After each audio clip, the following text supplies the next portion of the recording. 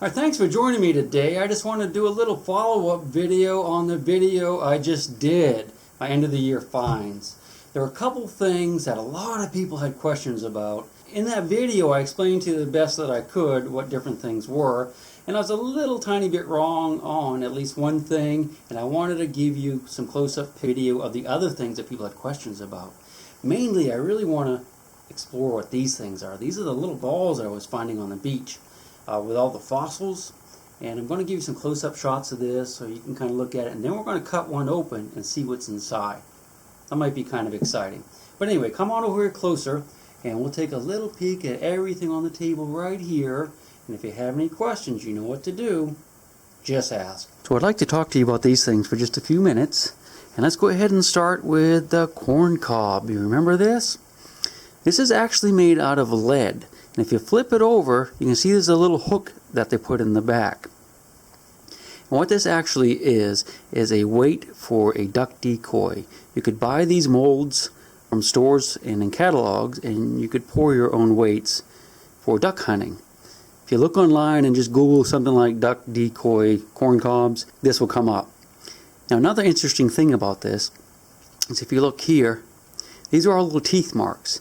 That's where some little animal grabbed a hold of this thing and started gnawing on it.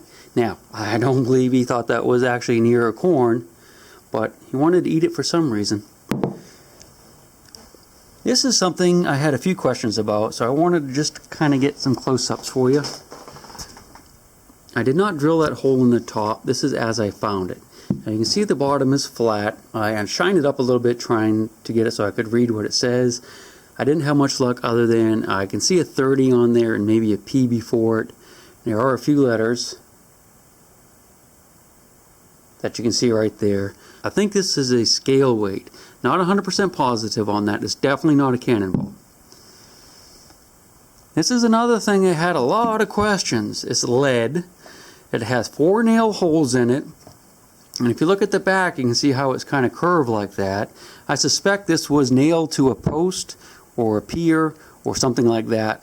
For whatever reason, I have no idea. Someone hit it a few times with an axe or a hatchet or something like that.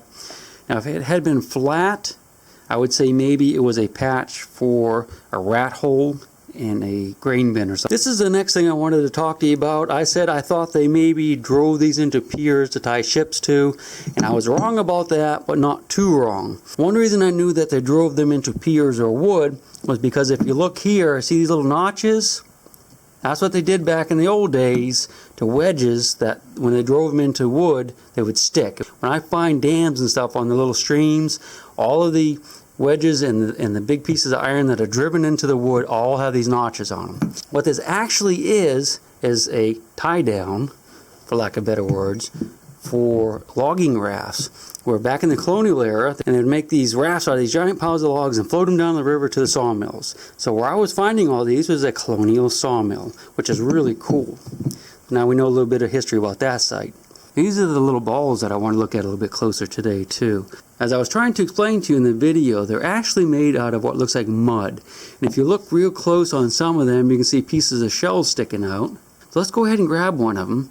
We'll go next door, well, on the other side of the basement here in my work area, and we're going to cut one open and see what it looks like inside. Alright, let's go do it. Here we are at my saw. This is a saw for cutting tile, but as you know from my other videos, I cut bottles and stuff with it too. I'm going to take this little bad boy and I'm going to run it through and we're going to see what's on the inside. Are you ready?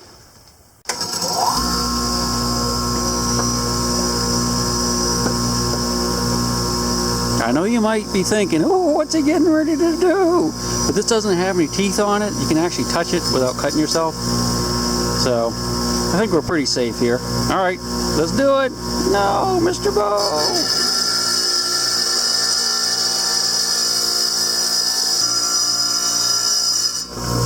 Perfect. Alright. Probably not going to see much in there, but let's go ahead and clean them up and go back to the pool table. This is what they look like inside. It's kind of weird, huh?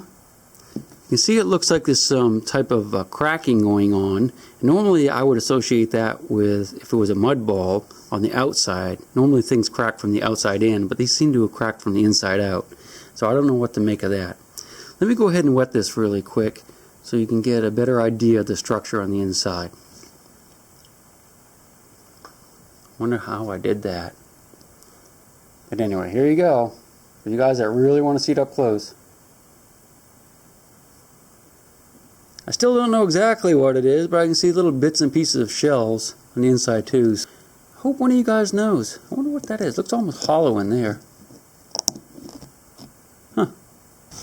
That's about it. I know I didn't cover everything in the video that you guys had questions about, but I hope I got most of them. And we can always do more videos later on. That's not a big deal. I just wanted to get this one knocked out of the way. Alien balls?